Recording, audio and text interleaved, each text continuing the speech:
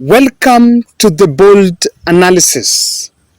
William Ruto's official announcement and what was treated as executive order to move port operations from Naivasha to Mombasa was purely political posturing.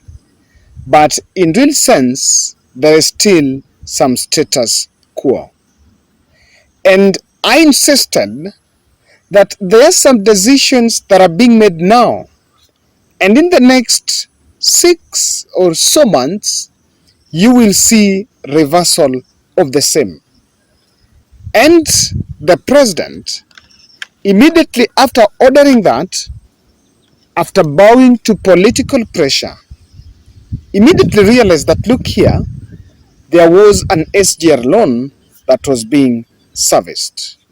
That will be the bearing of the political turmoil that now has created the slow uptake, or rather the slow implementation of that order.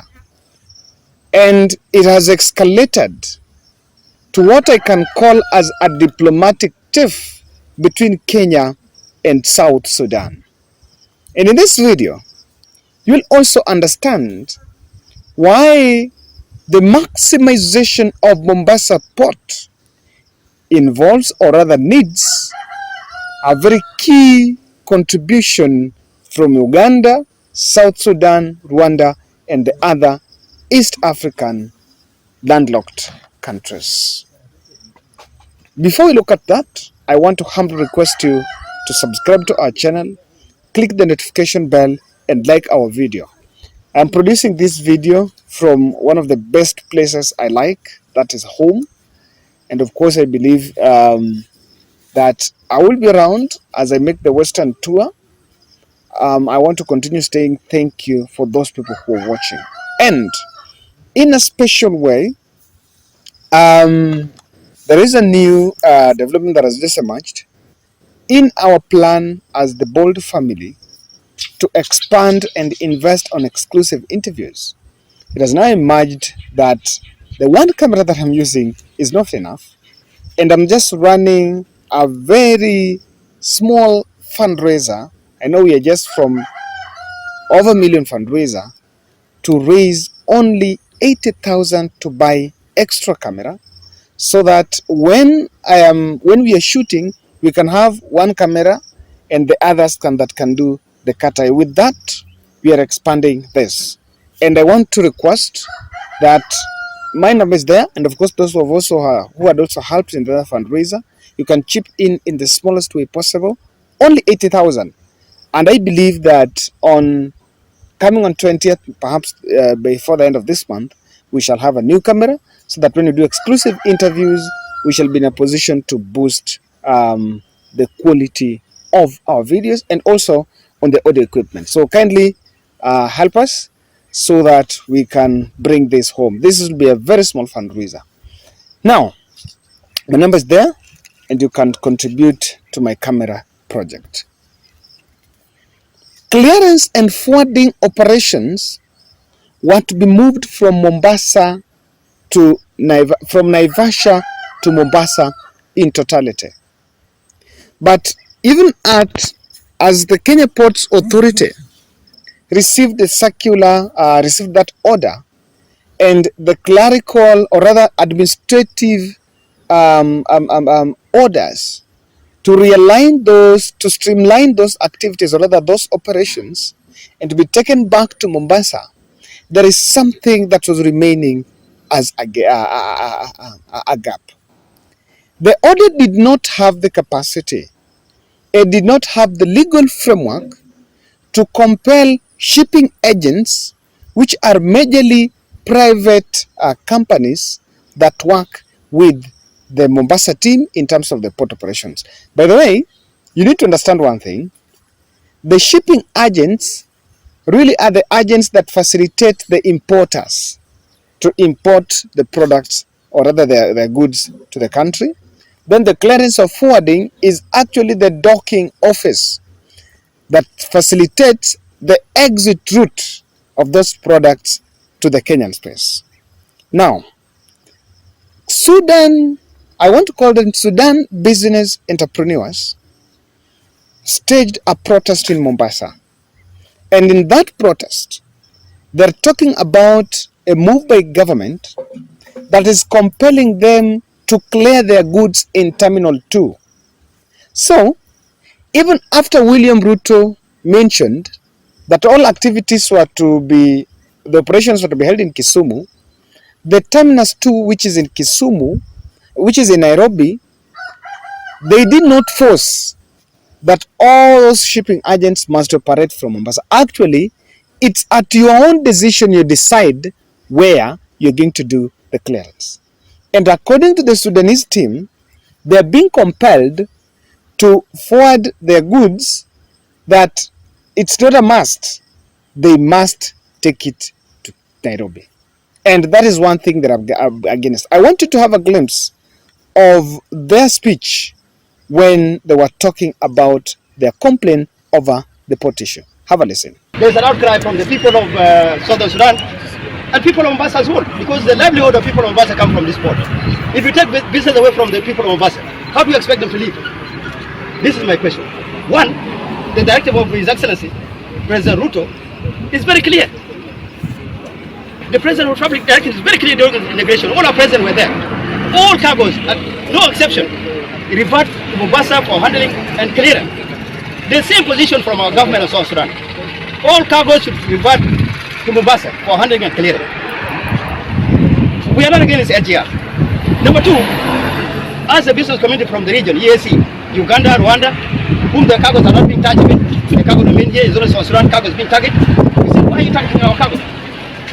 One, we are asking the KPA to respect this directive and please let our cargo come back because our people are suffering back at home. People are suffering. Things are becoming very expensive in the market because they're associated with import and export.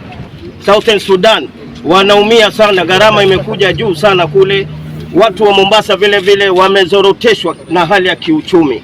Kwa hivyo sisi tulishukuru sana rais kutoa directive ile, lakini tunaona ya kwamba kuna mabwenyenye wanaofaidika na ile SGR, wanafanya sabotage na ile order ya rais kisiasa, kumaliza kwamba rais ahadi yake sio ile. Tunaomba rais achukue hatua haraka iwezekanavyo. Southern Sudan kwa sasa wanahama bandari ya Mombasa, wanaenda Dar es Salaam kwa sababu ya ukiritimba ambao umewekwa na mabwenyenye wachache wanaomiliki port kama ni yao. Ni matumaini yetu makubwa sana rais kuchaguliwa na kuhakikisha kwamba kutakuwa na mabadiliko. Rais atilie maanani sana jambo hili ambalo limedhuru jamii nyingi kutoka Northern Corridor yote ya kutoka Mombasa mpaka Southern Sudan kibiashara, wale ambao walikuwa wanasema ni mahasla. Na sisi kama tunavyosema na rais anavyosema ya kwamba atapambana na cartel, bado tuarudia kusema tuko hapa kusaidiana na rais kupambana na hawa makatel ambao wanahujumu ile order ama directive ya rais William Samoe Ruto. People power! Power! People power! Power!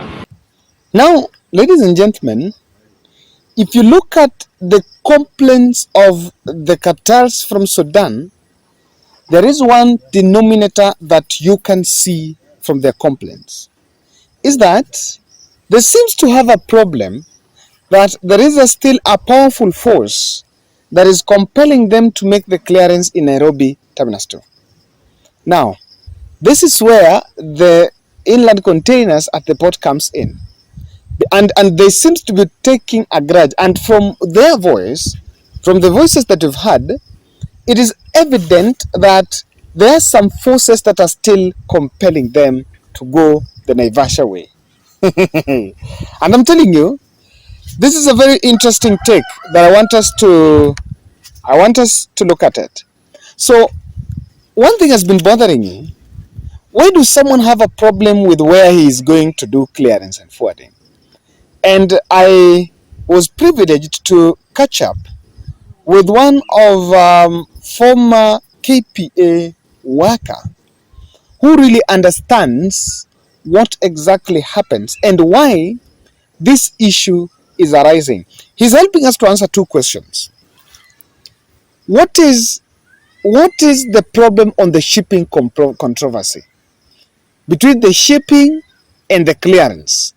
And number two, what are the stake of the other East African countries in the port issue?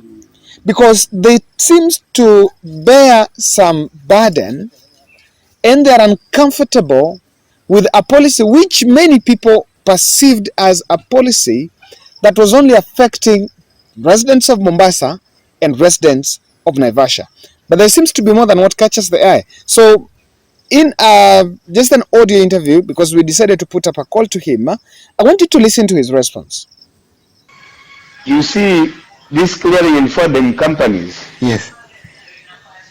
they are the people who use them, the clients, their clients are shipping agents.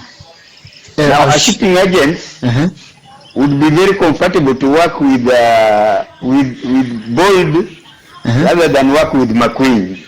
Why? It is, yeah, because you know these people, some of them have been in this business for a long time. Yes.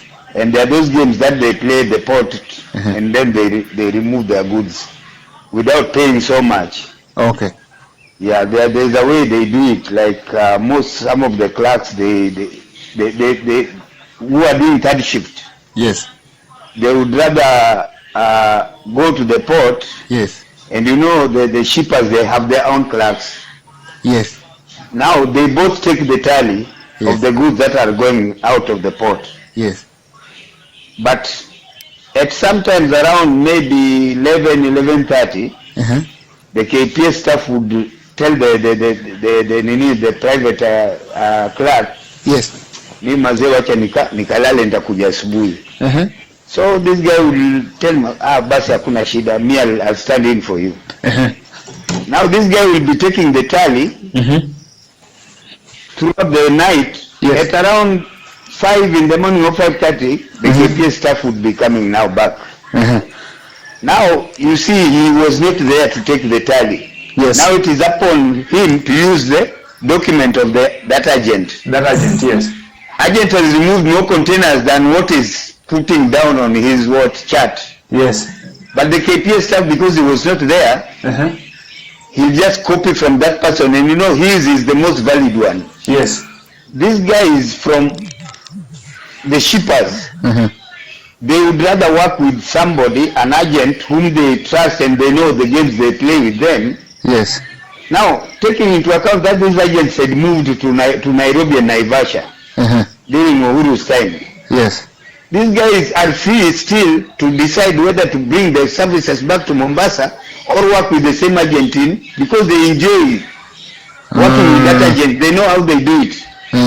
So when Uhuru blab, this guy Ruto blabs that nimerudisha poti Mombasa, still I'll send you a copy of the nini from KPA circular. Yes. But just hiyo ni a matter of mambo ile ya kawaida. Lazima toe. Now still these people are still going to Naivasha and Nairobi to clear their goods there because it is even cheaper. Because those goods could be going to Uganda, wapi, as opposed to those goods going to being cleared here, tena ziende Nairobi, tena zirudi huku. There's a cost to it. Okay. Because goods zikitoka ng'ambo, kama kampuni ni ya Nairobi, hata zikiwa cleared hapa, they'll still have to take them to Nairobi, ndio zile za Mombasa ziwe distributed again. From where? From Nairobi, which is Nairobi. A cost. Which is a and cost. That's why you find that the things we buy here in Mombasa comes from the port, but they are more expensive here than when you purchase them in Nairobi. Yes. So, on paper, the port has moved from Naivasha to Mombasa. Yes. But the clearing agents, most of them, they cannot work without those shippers from abroad. Yes. So if somebody is in Greece, is in where, anajua tu agent huyu. So you can't force him ati atoe tena arudi Mombasa. He's more comfortable working with this agent kule than huku. So it is up on the agent to choose to come back to Mombasa or continue working in Nairobi. So, but again, the president's order do not push these agents to relocate to Mombasa. Yes, do not push. Why? But now because the notion they are private businesses. Yes, but you see, Kevin. Yes. Without Uganda, there's no port. Without Uganda, hakuna port. Why? My brother, when I was employed sometime in 1979-80, all the goods from Zambia, all the coffee from Rwanda,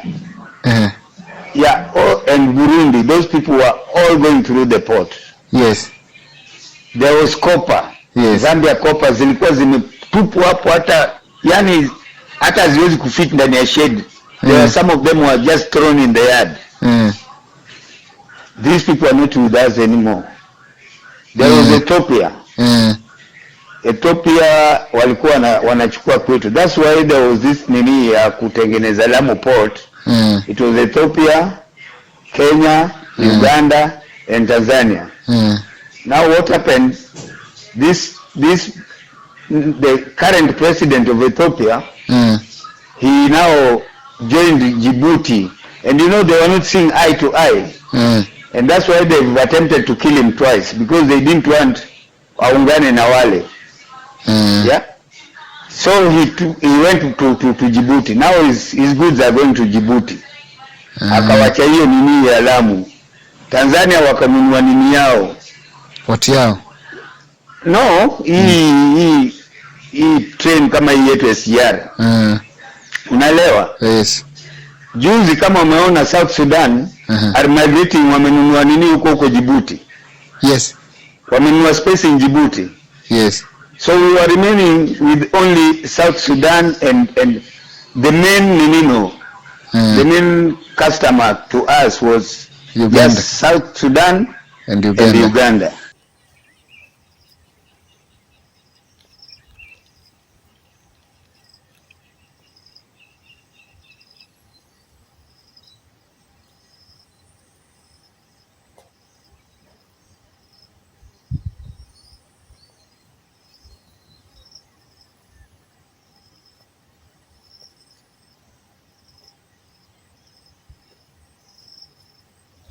Now guys, from that conversation, there are some observations that you can make, and I have narrowed down those observations to 4 that stand out.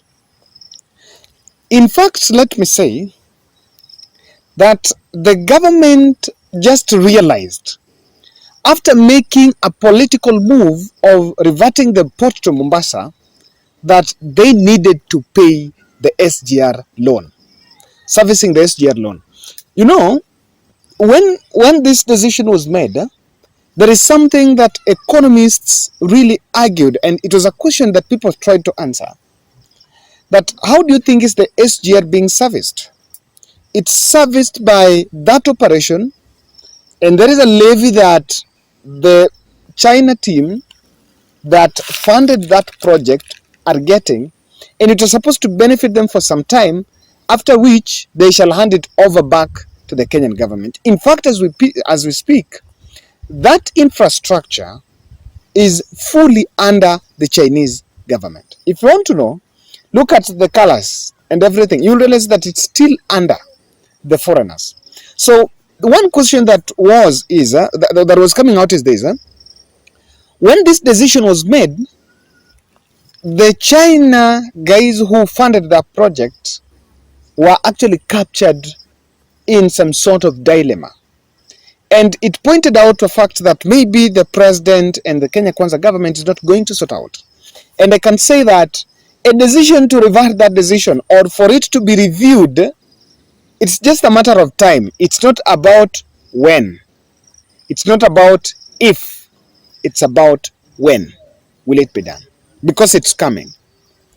And in fact, I want to support President William Ruto for something. And I think I'm one person that I've really tried to cover. I've tried to cover this port story for some time. And I see that Mombasa port as a breeding site for tax evaders. Someone is saying that clip that people seems to be very comfortable to clear their goods at the Mombasa port because at that place already they have their infrastructure. They have the necessary networks and structures that they can use to escape the tax, the dragnets. What are they escaping? Someone is simply trying, number one, to smuggle counterfeit products. And at the inland container in Naivasha, it's a problem. In fact, one of the reasons why government could easily intercept the counterfeit products is because of the Nairobi Terminal 2. Because on this side, it's not that easy. It's a new office, and again, the activities are a bit streamlined. But the Mombasa port is a breeding site for tax evaders. Recently, there was a report by KRA that the impounded products that, of course, even the people who imported had decided to leave because of the huge taxes that it was demanded. And in fact, they were actually threatening that they will auction some of those products. What are we talking about? We are talking about a place, people who don't want change. So on the issue of the loan, it's coming. But again, it seems Ruto might have to overhaul the whole port operation to achieve its objective. But then, it's evident that the president might still not be in a position to dismantle the cartels. If there is 3 sectors with cartels and they really tingisha the economy, is out of fuel, in the agriculture, and at the port. These 3, because you see, the port is the entry point of our foreign income. That's where our imports are processed. So it's the entry point of and that is one of the things that sustains the economy. And from the way things are, already there are powerful individuals within that authority that are hell-bent to make sure that things do not work as what President William Ruto envisioned. And I can see Ruto is simply, maybe has failed, is still going slow, or is designing ways to dismantle the cartels. Lastly, Musalia Mudavadi's call at the campaign trail that Mombasa port was being auctioned was hot air. It was a hot air. And Ruto seems to have gotten himself into a situation, because the reason I'm saying it's hot air because of this. From what I have listened to, the Mombasa port is not only an entry point to products for Kenya, it's also an East African.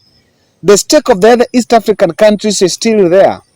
I know that now Dar es Salaam, Tanzania seems to have designed their own way. Sudan seems to be leveraging on Djibouti.